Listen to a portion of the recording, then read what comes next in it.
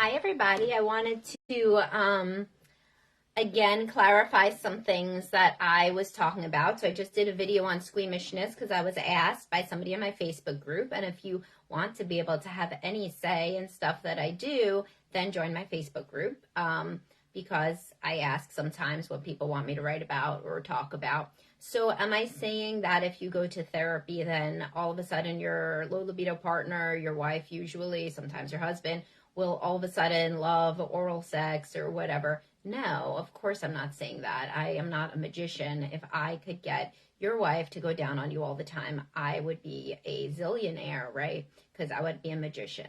But what I can say is that people who work on discussing sex openly in session, whether that's therapy or coaching, of course I have Heather, she's an intimacy coach, but honestly, any couples coach or therapist, hopefully, who is sex positive and discusses sex can be helpful with this, or individually.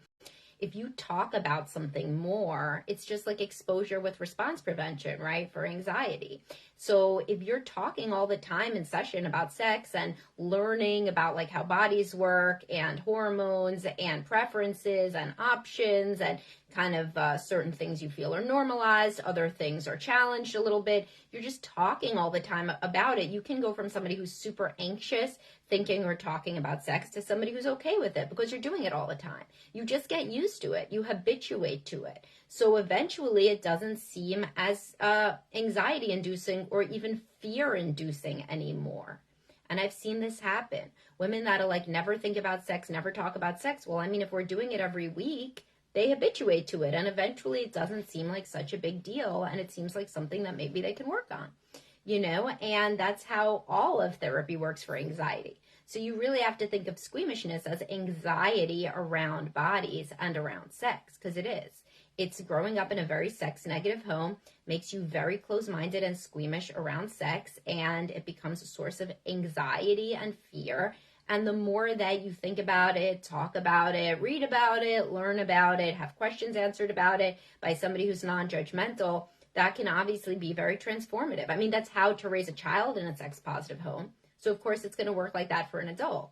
Just the analogy is that the therapist is the parent and the squeamish partner is like the child that's learning. So everybody knows that a child can be taught. Adults can be taught too.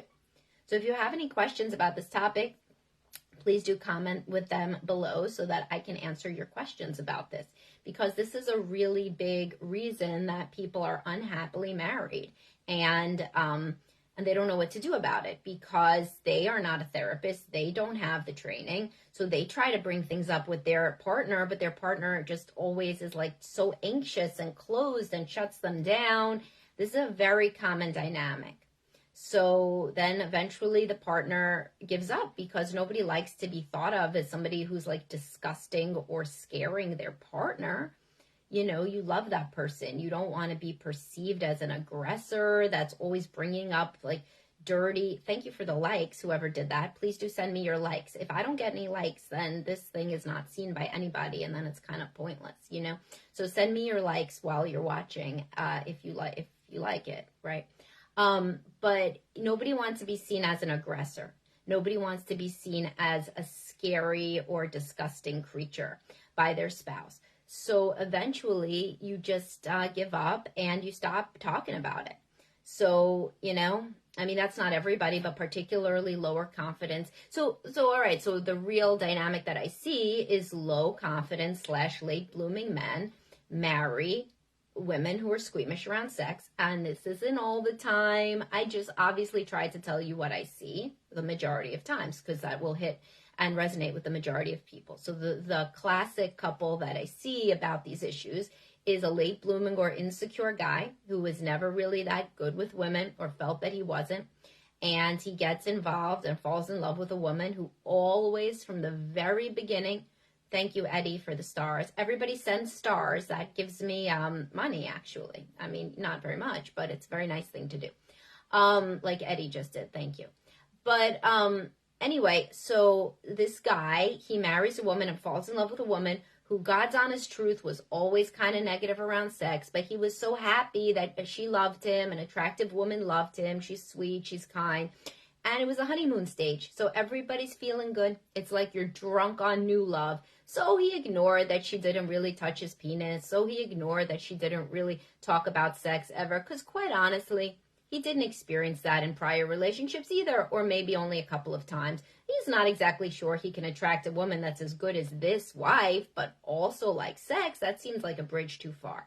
So then he marries this woman, and then honeymoon stage ends. The whole drunk on new love thing ends, and then it's really kind of a race to the bottom there. They basically turn into a sexless marriage, and or the sex that they have is extremely boring, repetitive, rote, and the man feels very lonely and very desperate, feeling that this is the only life that he has, and he never is going to get to do anything that would make him feel close in bed, even to the point of like actually making eye contact even, I mean, anything. We're not talking about crazy shit here. So that is a usual dynamic. And in that dynamic, what do I recommend? I recommend couples therapy, particularly sexually focused. So I'm sure she has problems with you to talk about your emotionality or whatever she feels is wrong with you. Yeah, you got to do that. But also simultaneously, you have to talk about sex. You cannot just talk about emotions in couples counseling and then magically the sex life is going to improve. How? It doesn't happen. It's a myth. So sex has to be talked about at the same time as has to be worked on at the exact same time as emotional issues in parallel. It's like there's two things you're working on. So if any of y'all have been to couples counseling, it's like you could be working on parenting. You could also be working on how to deal with the in-laws. You could also be working on communication. Cool. You're working on all those things in tandem, right? Nobody says we can only talk about the in-laws in this couples counseling. We cannot talk about anything else. Nobody says that, right? But they do say that about sex. So that means that you're with the wrong couples counselor. So if they're saying, yeah, we can talk about sex, but only after we talk about basically every other thing, no, it's never going to happen. You're never going to talk about it. Or you're only going to talk about it in the most general and unhelpful and vague of ways. Couples counselors are people too. Many of them are not comfortable talking about sex. The majority of human beings are not comfortable talking about sex. We have a very puritanical culture, and the majority of people don't want to talk about sex. And that's honestly why I talk about sex. I didn't used to talk about sex as much. But after you work with hundreds of people and they're all saying one thing, which is, in my previous couples counseling, why didn't we ever talk about this? In my previous counseling, why didn't we ever talk about this? So eventually, I got outside of my comfort zone and began to talk more explicitly about things because it seemed that it was extremely, there was a deficit, and many people come to me after years of spending time and money in couples counseling. They never talked about the sex life, not once in depth. Possibly that the man or possibly the woman was dissatisfied. That's it. And then it's assumed that if that gets better, the emotions get better, the sex life gets better. That doesn't happen. I mean, it doesn't happen. Didn't happen for any of the people I was working with. So, I mean, thus I must conclude that it does not regularly happen, nor would there be any sort of philosophical reason why it would happen.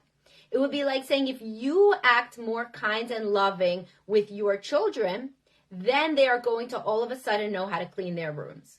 How? They don't know how to clean their rooms. If you never taught them how to clean their rooms, they don't know how to clean their rooms. You can be as nice as you want, but you are never, ever going to get them to clean their rooms by just being nice unless you also teach them how to clean their rooms.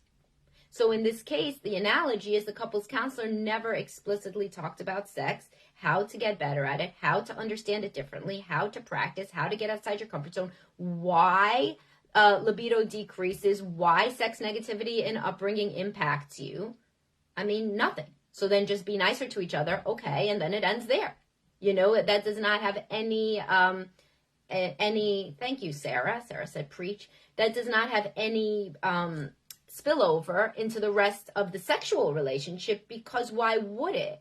There's no skills being taught, right? So it doesn't make any sense. It would be nice, but it's very, very romantic movie-ish to think that you just get closer emotionally and then magically you fall into each other's arms and give each other orgasms just by, magic. It doesn't happen. If you don't know how to do that, then you don't know how to do that. You feel nicer toward the person. Sure, you communicate better. You got all your I statements. You don't call them, an asshole when you're mad anymore. That's great. Your children are living in a more peaceful home. That's all wonderful.